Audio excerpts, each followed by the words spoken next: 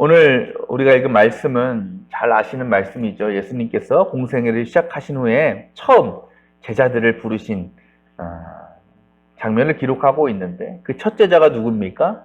바로 시몬이라고 부르는 베드로 그리고 그의 형제 안드레였습니다. 예수님께서 이들을 만나실 당시는요. 오늘 말씀 보니까 시기적으로 어떤 때냐면요. 시간적으로 그물을 다 깁고 있던 때. 이들은 어부였잖아요. 그물을 정리하고 있었다라는 것은 어떤 의미냐? 바로 일을 다 마치고 이제 그물을 이제 정리하고 이제 집에 들어갈 준비를 하고 있었다라는 걸 이야기합니다. 그런데 딱 보니까 이 베드로와 안드레의 얼굴에 근심과 걱정이 가득했습니다. 오늘 말씀에 기록되어 있지 않지만 다른 복음서를 보면 구체적으로 그 내용이 기록되어 있는데 왜 그들의 얼굴이 어두워졌을까? 바로 이 전날 고기는 보통 밤에 잡잖아요. 고기를 한 마리도 못 잡은 거예요. 한 마리도. 여러분 지금 이 두 사람이 고기를 한 마리도 못 잡은 이 상황은 너무도 이상한 일입니다. 이해할 수 없는 일입니다. 보통 우리가 낚시를 가서 고기 못 잡는 경우는 있죠. 한 마리도 못 잡을 수 있어요. 그런 건 뭐 이해돼. 그냥 낚시꾼들이 가서 고기 못 잡는 건 괜찮아. 근데 이 사람들은 뭐예요? 직업이 어부였단 말이에요. 어부라는 것. 또 이 사람들은 어부를 잠깐 하는 게 아니라 평생을 어부로 살아온 거예요. 집안 대대로 어부 집안에서 자라왔고 그 일을 했던 사람들이었습니다. 그 때문에 이 사람들은 어부로서 고기 잡는 일에 있어서는 그 누구도 따라올 사람이 없던 사람들이었어요. 여러분 낚시가 보기에는 별거 아닌 것 같죠?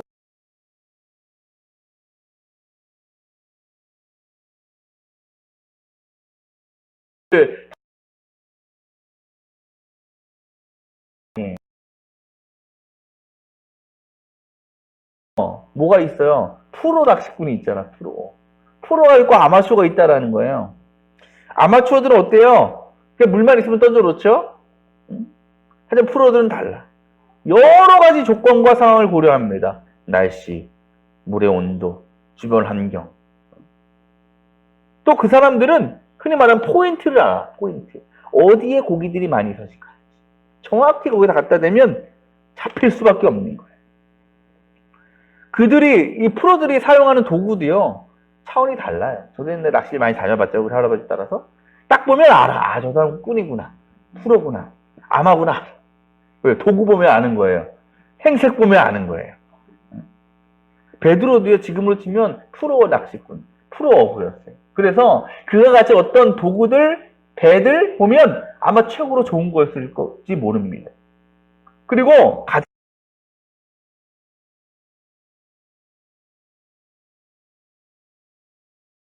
잡았지 않았겠습니까? 그런데 이전까지만 해도 그곳에 나가서 아침이면 넉넉하게 잡아가지고 신나서 들어왔는데 이날만큼은 한 마리도 못 잡은 거예요. 아마도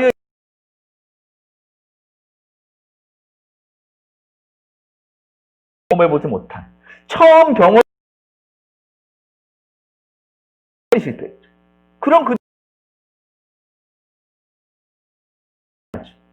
그런데 그런 그들에게 예수님이 찾아오셨습니다. 그리고는 베드로의 배에 오르셨습니다. 그리고 그곳에 모인 사람들에게 복음을 전하셨습니다. 여러분이 베드로라면 이런 상황이 어떻습니까? 짜증나지 않습니까? 화가 나는 상황 아닙니까? 고기 한 마리 못 잡은 것도 너무 억울하고 속상하고 마음이 아픈데 승질이 나는데 전혀 듣도 보도 못한 사람이 와가지고 자기 배에 올라서 사람들을 가르치고 있는 거예요. 근데 베드로는요, 그 예수님을 제지하지도 않고 쫓아내지도 않았어요. 그만큼 슬펐나 봐요. 그만큼 좌절했나 봐. 그러고 할 힘도 없는 거예요. 그렇게 좌절에 빠져서 그냥 그물을 정리하고 있었다라는 거죠.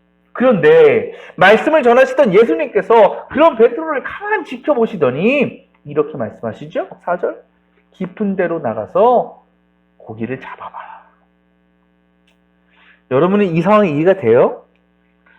베드로는 말씀드리는 것처럼 프로예요, 프로.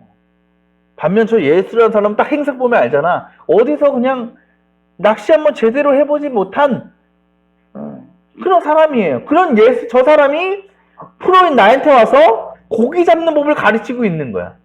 그죠? 그것도 전날 밤새도록 한 마리도 고기를 못 잡은 자신에게 깊은 데로 가서 고기를 잡으라고 하니까 이건 마치 뭐와 같은 거예요? 놀려대는 것 같은 거죠. 조롱하는 것 같은 거예요. 그렇다면 베드로로서는 예수님이 이 말씀을 들을 가치가 없어요. 무시했어야 합니다. 그런데 베드로는 어떻게 대답합니까? 5절에 이렇게 고백하지요. 선생님, 우리가 밤새도록 애를 썼으나 아무것도 잡지 못했습니다. 그러나 선생님의 말씀을 따라서 그물을 내리겠습니다. 베드로의 이 고백은요, 놀라운 의미가 담겨 있는 거예요. 먼저 그는 뭐라고 고백해요? 밤새 애를 썼습니다. 곧 자신이 고기를 잡기 위해서 한밤중에 배를 타고 소수로 나가서 수십 수백 번을 그물을 던지고 거두어드는 것을 반복하면서 열심히 노력했다는 것을 예수님께 밝히고 있는 겁니다. 하지만 뒤에 뭐라고 고백합니까? 그럼에도 불구하고 상식 대가가 있어야 되지 않겠어요? 더군다나 베드로처럼 밤새 일하고 애를 썼으면 마땅히 그만큼의 결과를 누려야 하는 거예요. 우리 임선주 성도가 새로운 이제 직장에 들어가서 이번에 런칭 때는 가게 이제 시작했죠. 2주 됐죠. 그 사장님 마음을 생각해 보세요. 그 수많은 가게 하는데 얼마 들었다고? 6천? 1억 6천. 수많은 돈과 정성과 노력을 쏟아부었는데 막상 열어보니까 그때의 좌절감? 그만큼 들였으면 최대한 본전은 잡아야지. 그죠? 평타는 쳐야지. 그런 경험들이 우리에게도 있다라는 거예요. 근데 베드로는 자신의 그러한 노력과 수고에도 불구하고 아무것도 얻지 못한 자신의 처지와 상황을 그냥 예수님 앞에 다 고백하고 있는 거예요. 어떻게 보면요, 베드로가 그렇게 밤새도록 노력했기 때문에, 수고했기 때문에 자신의 실패를 예수님께 말씀드릴 수 있었는지 모릅니다. 생각해 보세요. 우리 학생들이 시험 보고 이제 공부가 시험 보잖아요. 똑같이 20점 맞았어, 두 놈이. 근데 한 놈은 공부를 안 해서 20점 맞고, 한 놈은 열심히 했는데 20점 맞았어. 누가 할 말이 있을까? 공부 열심히 한 놈도 할 말이 있는 거예요. 왜? 열심히 했는데 안 된 거니까. 그것도 어느 정도 참작이 되잖아. 그죠? 베드로는 논 게 아니에요. 남들 그물 하고 할 때 자기는 배에서 잠잔 게 아니고 똑같이 열심히 노력했어요. 하지만 그럼에도 불구하고 고기를 한 마리도 잡지 못한 그 억울함, 그 상처를 누군가로부터 위로받고 격려받고 싶은 마음에 예수님께 이렇게 고백한 것일지도 모릅니다. 근데 베드로의 고백은요, 거기서 끝나지 않아요. 뭐라고 얘기했다고요? 말씀대로 그물을 내리겠다. 주님의 말씀을 믿고 따르겠다라고 결단하고 고백했다라는 거예요. 말씀드린 것처럼 우리도 이럴 때 있지요. 열심히 최선을 다하고 노력했음에도 실패할 때가 있습니다. 수고하고 애쓴 만큼의 결과를 얻지 못할 때도 있습니다. 그런 상황을 만날 때 대부분의 사람들이 이렇게 생각합니다. 아무리 노력해도 안 되네. 앞으로 해봤자 뭔 소용이 있겠어. 이럴 거면 내가 뭐하러 수고하고 애썼나 몰라. 지난 날을 후회하고 또 모든 것을 포기해버리기도 합니다. 근데 여러분 생각해보면 그것이 얼마나 우리의 교만한 모습인지 몰라요. 여러분, 우리는요, 절대로 완벽한 존재가 아니죠. 그렇게 될 수도 없어요. 그래서 우리의 모든 것이 우리의 소망과 우리의 기대와 우리의 바람대로 이루어지지가 않아요. 그리고 살면서 우리가 얼마나 많은 실수를 합니까? 얼마나 많은 오류를 범합니까? 우리는요, 먼저 그걸 인정할 수 있어야 되는 거예요. 뭘? 우리의 한계, 우리의 실수, 우리의 연약함의 현실을 먼저 인정을 하고 나아가야 돼. 그때 우리에게 어떠한 변화가 나타나느냐? 하나님을 찾게 된다. 하나님의 말씀에 귀를 기울이게 되는 거예요. 하나님의 도우심과 은혜를 구하게 된다는 거예요. 그래서 누군가 이런 말을 했어요. 실패는 하나님의 상담을 부르는 초청장이다. 베드로가 그러지 않았어요, 여러분? 베드로가 자신의 어떤 실패의 문제에 자신의 현실을 주님께 고백했다라는 것이 무슨 의미입니까? 무언가 그는요, 저분으로부터 위로를 받고 지금의 상을 어떻게든 극복할 수 있는 방법을 찾고자 하는 간절함이 있었다라는 거예요. 그렇게 그는 주님 말씀에 순종할 수 있었고 주님과 함께 말씀하신 깊은 곳에 나가서 그물을 내릴 수 있었다라는 겁니다. 그리고 이것은요, 어떤 의미냐? 자신의 이전까지의 경험과 지식과 능력은 모두 내려놓겠다라는 결단이기도 하였습니다. 말씀을 보면 뭐라고 얘기합니까? 아무것도 찾지 못했습니다. 다 뭐라 그래요? 그러나, 이 그러나라는 말의 의미가 뭐예요? A 그러나 B. 이전까지 A처럼 살았지만 이제는 그걸 버리고 B처럼 살겠다라는 거 아니겠어요? 그렇죠? A가 뭐예요? 내 능력으로, 내 힘으로 열심히 노력했어요, 예수님. 열심히 금을 던졌습니다. 애썼습니다. 하지만 그게 내 맘대로 안 되더라고요, 주님. 내 뜻대로 얻어지는 게 아니더라고요, 주님. 난 너무 나만 믿고 내 능력만, 내 업으로서의 자질만 믿고 그랬는데 그렇다고 뭐 되는 게 아니더라고요, 주님. 이제는 그럼 뭐예요? 선생님. 이제는 주님이 필요해요. 주님의 말씀이 나에게 필요해요. 주님의 도우심이 필요해요, 주님. 그걸 나에게 전해주세요. 그 능력을 보여주세요. 그런 믿음의 고백이었다라는 거예요. 그때 놀라운 일이 일어나죠. 지난밤 한 마리도 못 잡았는데 말씀에 순종해서 나갔더니 그물이 찢어질 만큼의 고기를 잡게 된 거예요. 아마도요, 베드로의 어부 인생에 가장 많은 고기를 잡은 날이 아니었나 싶습니다. 불과 몇 시간 전만 하더라도 베테랑 어부로서 처절한 실패를 맛봤던 베드로가 이제는 대성공을 누리게 되었다는 겁니다. 여러분에게 성공의 기준은 무엇입니까? 아니, 이 세상은 무엇을 가지고 성공과 실패를 구분하고 살아갑니까? 세상에서의 성공과 실패의 기준은 그저 세상적인 거죠. 얼마나 많이 가지고 있는가, 얼마나 높은 자리에 있는가, 얼마나 많은 지혜와 지식을 가지고 있는가. 한마디로 이게 뭡니까? 인간적인 능력을 가지고, 인간적인 수준을 가지고 성공과 실패를 결정짓는다. 하지만 절대로 그것이 우리의 성공과 실패를 판단할 수 없어요. 왜? 그것이 영원히 우리에게 있는 것이 아니기 때문에. 언젠간 우리를 떠날 때가 있거든요. 영원하지 않는 것을 가지고 성공했다, 실패했다? 그건 의미가 없다는 거죠. 때문에 성공과 실패, 특히 우리 그리스도인들에게 성공과 실패는 그런 세상적인 것에 달려있는 것이 아닙니다. 오직 뭐에 달려있어요? 주님께 달려있어요. 더 정확히 말하면 우리 안에 주님이 함께 계시는가, 그렇지 못한가가 우리 그리스도인으로서의 성공과 실패를 결정한다라는 겁니다. 그렇다면 그 성공의 결과가 어떻게 나타날까요? 베드로처럼 고기를 한 마디 못 잡은 실패를 넘어서 그물이 찢을 만큼의 고기를 잡는 성공이었다. 지난 밤과 지금은요, 조건이 다 똑같아요. 똑같은 배 탔고요, 똑같은 갈릴리 호수고요, 똑같은 그물을 사용했습니다. 하나의 차이가 뭡니까? 그 배에 주님이 계시느냐, 계시지 않느냐. 여기서 어떤 분 이렇게 생각할 수 있어요.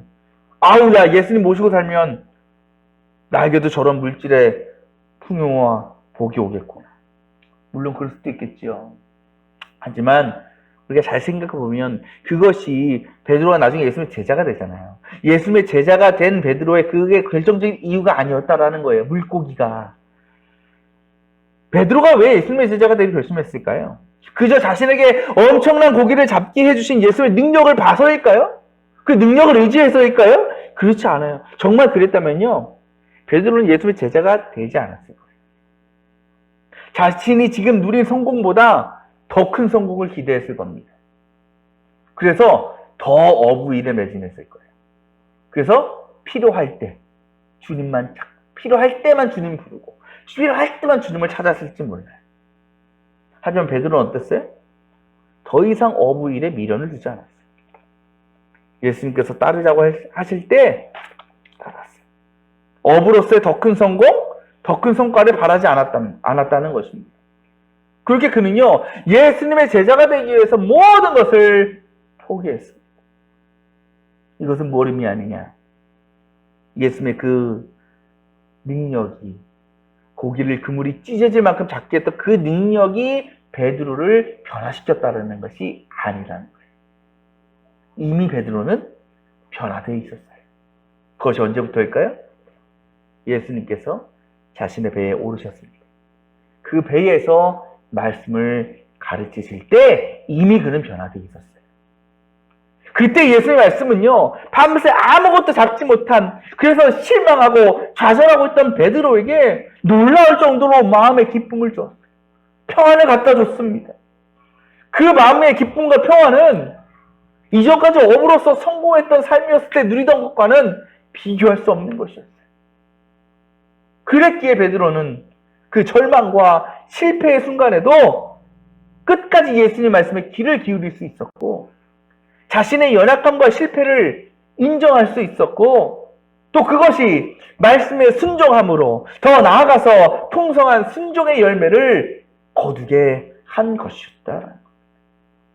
그리고 그것이 결국 그를 예수님의 제자가 되게 하였다. 우리 교회가 지난주에 창립 7주년 기념 감사 예배를 드렸죠. 참 지난해 생각해보면 늘 고백하는 고백이지만 은혜로 지금까지 왔습니다. 또 조금씩 성장해 왔습니다. 하지만 여전히 세상에서 우리 교회를 바라보면 인간적인 기준으로 봐요. 인간적인 관점으로 봐요. 교회가 크고 성도가 많은 교회가 성공했다. 작고 가난하면 실패했다라고 얘기합니다. 하지만 교회는요, 절대로 그러한 기준으로, 그러한 생각으로 구별할 수가 없어요. 왜냐? 교회의 주인은 하나님이기 때문에. 하나님께서 세우신 교회이기 때문에 그래요. 만약 교회가 실패했다고 한다면 누가 실패한 것이 되는 겁니까? 하나님이 실패한 거예요. 교회의 주인이 하나님이라면 그 교회는 실패할 수가 없습니다. 이미 성공한 교회입니다. 하지만 교회의 주인이 하나님이 아니라 사람이 된다면, 그래서 아무리 교회가 크고 성도가 많고 뭐 돈이 많아도 그 교회가 사람의 손에 이끌려가는 이상 그것은 실패한 교회, 더 정확히 얘기하면 이제는 더 이상 교회가 아닌 거죠. 우리의 삶도 마찬가지 아니겠습니까? 우리가 뭐 꼭 세상적으로 많은 것을 누리고 대단한 일을 할 수 있어야지 우리가 성공했다, 성공한 신앙이다 라고 할 수 있는 게 절대로 아닙니다. 또 그것이요, 사람들에게 저 사람 저러니까 와 우리도 믿음을 가져야겠다, 나도 변화되겠다, 그렇게 우리를, 그 사람들을 이끌어 가지가 않습니다. 하나 넘겨보시겠어요? 며칠 전에 한 장의 사진이 많은 사람들에게 큰 감동을 주었습니다. 이 사진을 여러분 본 적이 있으십니까? 처음 보셔요? 서울역 앞에서 찍힌 사진입니다. 눈이 많이 내리던, 춥던 어느 날 서울역 앞에서 한 남성분이 노숙자에게 자신의 점퍼를 벗어서 입혀주는 모습입니다. 노숙자가 찾아갔겠죠. 저 사람 좀 도와달라고. 추운 날에. 이 남자가 그를 불쌍히 여겨서 자신의 외투를 벗어서 입혀주고, 자신의 장갑을 벗어서 손에 껴주고, 또 지갑에 있던 5만 원짜리를 건네주었다는 거예요. 마침 그때 한 신문사의 기자가 있었는데 그 장면을 찍게 된 거예요. 그것이 이제 매스컴에 타면서 이렇게 좀 유명해진 사진입니다. 여러분, 이 남자분이 그 모습이 왜 그렇게 많은 이들에게 감동을 주고 따뜻함을 느끼게 한 것일까요? 세상적으로 보면 그가 그 노숙자에게 준 거는 별거 아닙니다. 돈으로 치면, 세상적인 가치로 보면 1, 2, 20만 원 할까요? 세상에 이 사람보다 더 많이 기부하고 더 많이 도와주는, 베푸는 사람이 얼마나 많겠습니까? 그럼에도 이 남자분의 모습이 많은 이들의 마음을 움직이고 감동을 준 것은 왜일까요? 바로 저 어려운 한 사람을 위해서 자신의 것을 아낌없이 내어주는 모습을 통해서 보여진 그의 진심 때문에, 진실한 마음 때문에, 사랑 때문 아니겠습니까? 그가 외투가 아니라 그냥 장갑만 벗어줬어도, 아니 단 거 벗어주지 않고 그냥 따뜻하게 안아만 줬어도 똑같은 감동을 전해졌을 거라 저는 생각합니다. 그리고 바로 이러한 모습이 하나님께서 저와 여러분에게 기대하시고 또 원하시는 삶이 아니겠습니까? 저는 이 사진 보면서 단언컨대 저분은 교회 다니시는 분이다. 예수 믿는 분이다. 저 안에 예수님의 마음이 있는 분이구나 라고 생각하게 되더라고요. 주님이 우리에게 저걸 원하시는 거예요. 뭐 많은 거 해가지고 뭐 그것보다는 우리의 마음, 진실된 마음으로 그렇죠? 섬기고 사랑하는. 또한 그것이 세상이 우리에게 원하는 모습이기도 합니다. 우리에게 기대하는 모습이에요. 저런 모습을, 저런 삶을 누가 살 수 있을까? 바로 주님을 모시고 사는 사람, 주님과 동행하는 사람, 더 나아가 모든 상황 가운데 때로는 세상적으로 실패하고 좌절하는 순간에도 주님의 사랑과 은혜를 믿고 소망하면서 그것으로 기뻐하고 감사할 수 있는 사람, 그런 사람에게서 나타나는 거룩한 능력이라고 믿습니다. 여러분 어떻습니까? 여러분의 인생의 항해 가운데 주님이 함께하고 계십니까? 혹시 우리 안에 주님을 모시지 못해서 늘 실패, 그 좌절과 절망 가운데 살아가고 있지 않습니까? 주님은요, 그런 우리를 찾아오셔요. 우리를 만나길 원하셔요. 우리 안으로 들어오길 원하셔요. 그 주님을 기쁨으로 맞이하고 모셔드릴 수 있는 우리 모두 성도가 되기를 바랍니다. 그때 그 주님께서 우리를 이끌어 가셔요. 인도하셔요. 혹 세상 풍파와 역경을 만날 때에도 우리를 안전하게 지켜주십니다. 우리의 마음과 영혼을 회복시키십니다. 그 주님의 능력 가운데 우리는 모든 상황 속에서 평안할 수 있고 기뻐할 수 있고 감사할 수 있는 겁니다. 이런 얘기 누가 하죠? 힘들 때 웃는 자가 인류다. 성령께서 우리를 그렇게 만드셔요. 그게 제일 성공한 거 아니겠어요? 좌절과 절망의 순간에 기뻐할 수 있는 것, 웃을 수 있는 것, 하나님께 나아갈 수 있는 것.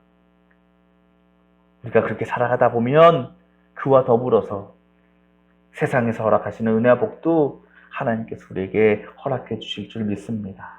그렇게 우리의 인생의 마지막 목적지, 그 하나님 나라에 이를 때까지 우리가 늘 주님을 모시고 주님과 동행하며 살아가면서 그렇게 우리 모두가 또 우리 교회가 성공한 신앙인, 성공한 교회가 다 될 수 있기를 주님의 이름으로 축원합니다.